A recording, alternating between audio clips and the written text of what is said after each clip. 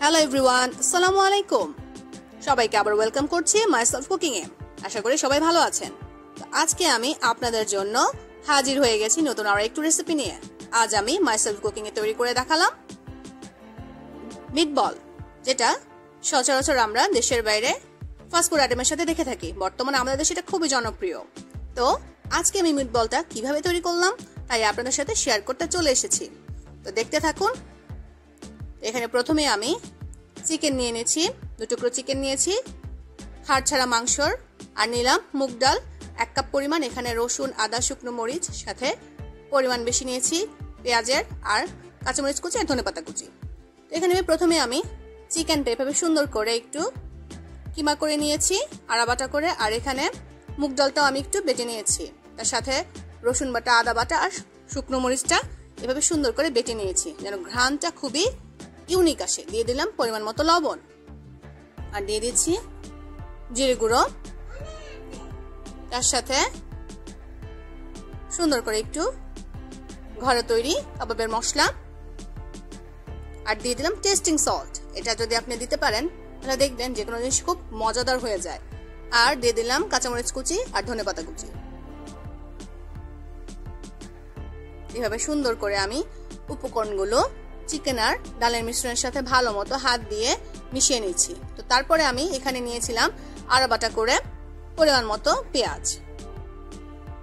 আমি পেঁয়াজটা এখানে আড়া বাটা করে নিয়েছি। এটা আমি ভালো মতো মিশ্রণের সাথে মিক্স করে নিচ্ছি। আর এভাবে তৈরি করে নিতে পারেন মজাদার মিটবলটা। তা আমি আপনাদেরকে হাতে কিভাবে গোল করে নিলাম সেটাই দেখিয়ে দিচ্ছি। তা আরও একটি আমি এভাবে প্রসেসিং করে আপনাদেরকে দেখিয়ে দিচ্ছি। এইভাবে আমি সুন্দর করে বলগুলো তৈরি করে আলাদা আলাদা করে একটা পাত্রে নিয়ে নিলাম পরবর্তীতে ভাজার জন্য।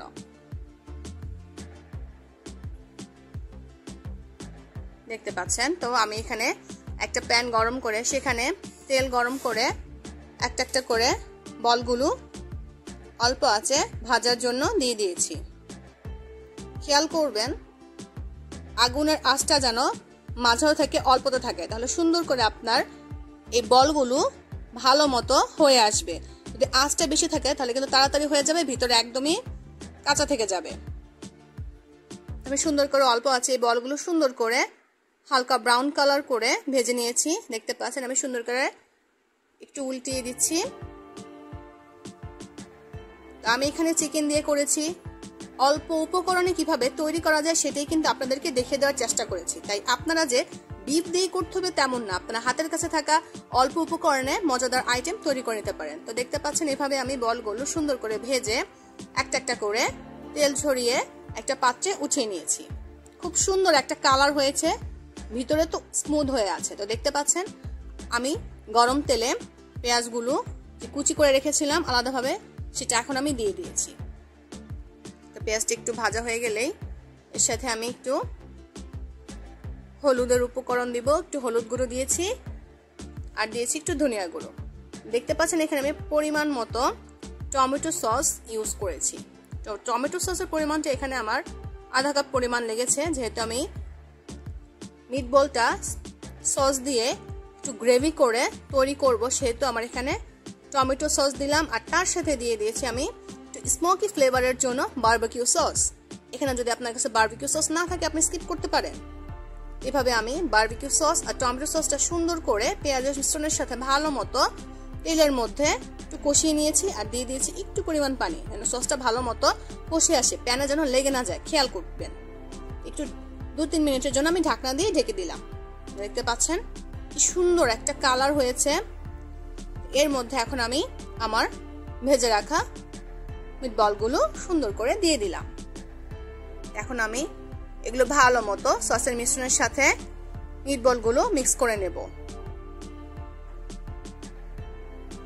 আপনি এভাবে আপনার ফ্যামিলি মেম্বার বা গেস্টের জন্য অন্যরকম একটা ইউনিক রেসিপি কিন্তু তৈরি করে নিতে পারেন, সেটাই কিন্তু আপনাদেরকে দেখিয়ে দিয়েছি। তবে সুন্দর করে আমি কিছুক্ষণের জন্য আরো চুলোয় একটু ঢেকে রেখে দেব।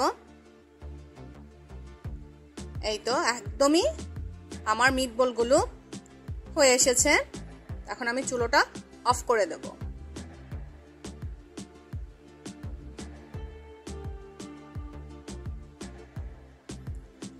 তৈরি হয়ে গেল খুবই মজাদার, অল্প উপকরণে অল্প সময়ে, যেটা আমি আপনাদেরকে সবসময় বলি, খুব সহজেই এই মিটবল রেসিপিটা হাতের কাছে থাকা আপনার ঘরোয়া উপকরণে কিন্তু আপনি তৈরি করে নিতে পারেন এই অসাধারণ ইউনিক আইটেমটা। যদি আমার এই রেসিপিটা আপনাদের পছন্দ হয়ে থাকে তাহলে অবশ্যই আমার চ্যানেলটি সাবস্ক্রাইব করবেন আর আমার এই রেসিপি সম্পর্কে কমেন্টস করে জানাবেন। আর যারা ফেসবুকে আমার এই পেজটি চ্যানেলটি ফলো দিয়ে দিবেন আর তার সাথে লাইক কমেন্ট ভিডিওটা বেশি বেশি শেয়ার করে আমাকে উপকৃত করবেন। তো আজ এই পর্যন্তই, পরবর্তীতে আপনাদের জন্য আরো নতুন নতুন রেসিপি নিয়ে হাজির হয়ে যাব। আল্লাহ হাফেজ।